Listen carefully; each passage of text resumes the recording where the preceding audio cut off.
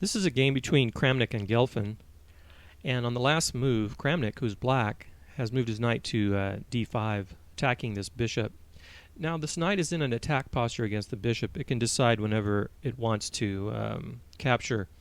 So that's a slight advantage, and Gelfin knows this, and he slides his bishop back, not giving black that option. And I just want to move ahead here to the critical position, and black plays f5. Now the king is castled. Whenever you have the chance to open up lines to the king, all things being equal, that becomes a good plan. So now we see that the king doesn't have that many defenders over here. So Kramnik pushes to try and open up this file here. The king moves out of the way. You know, he sees that potential coming. And often it's worth sacrificing a pawn to get at the king, and Kramnik does this here. Queen takes the pawn. Okay, and now it's very simple. I won't even ask you to find the power move, but we see that the queen is here and the king is here, so he slides a rook over clearly and attacks, and he gets out of the way.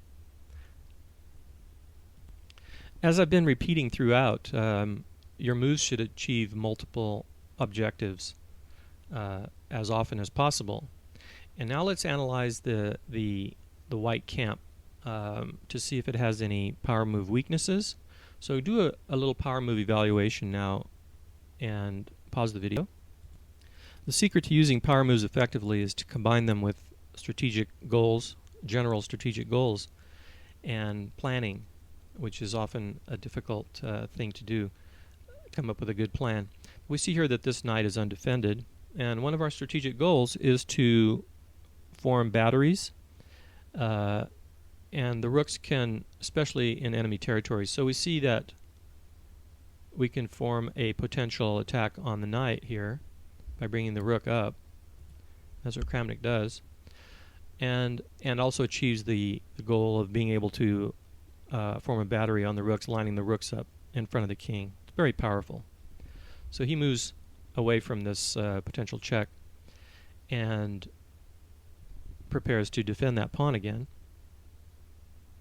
And Kramnik does indeed form a battery here. Okay, we see that Gelfin has to defend this pawn as two attackers against one, so he brought the rook into play here. And now, when you can't find power moves in two moves, but often we'll see in most of these games that two moves is really all that's required, you can step it up a notch and go to power moves in three moves.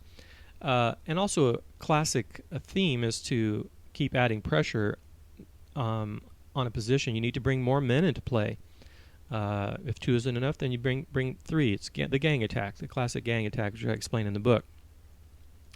So Kramnik pushes the pawn up, and now you've noticed that this diagonal is open for the queen to slide in to have a potential discovered check on the king. So this rook was doing nothing. This rook was doing nothing over here. Brings it into play. And indeed, Kramnik does slide the queen up here. So this pawn move was a preparation to bring the queen here. This allowed him to think of a plan, as you can in your games. So you just keep building on themes that you already know. Pins, discovered attacks, and the other tactics and power moves. So we see that Gelfin respects this potential discovered check and moves his king out of the way. And now we see Kramnik capitalizing on this undefended knight here and captures this pawn.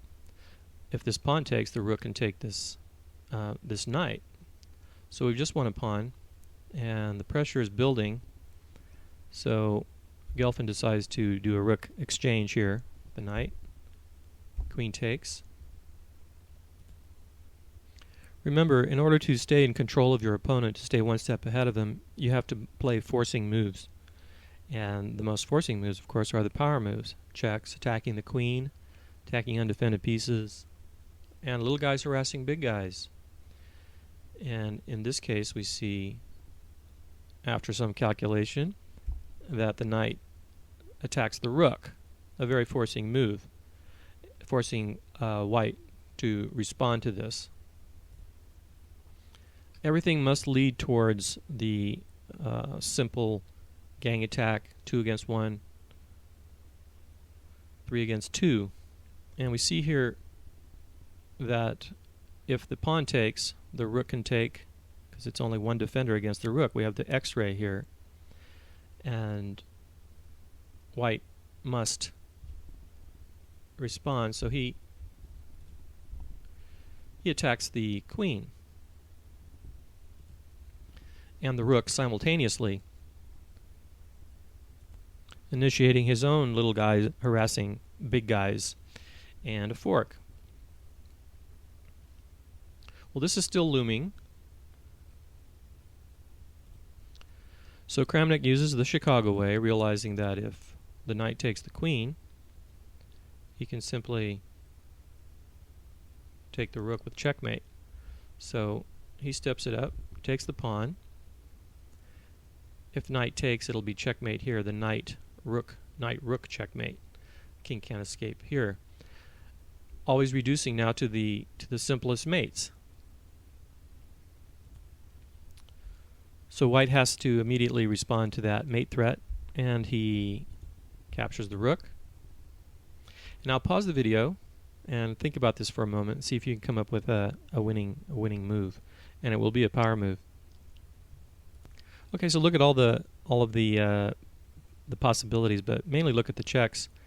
We see here that if we do the simple rook exchange here, the king can take, and maybe white can escape this. So he does the very powerful queen to a2, and now white resigns. If the rook takes the queen, the rook slides up here with a rook knight checkmate.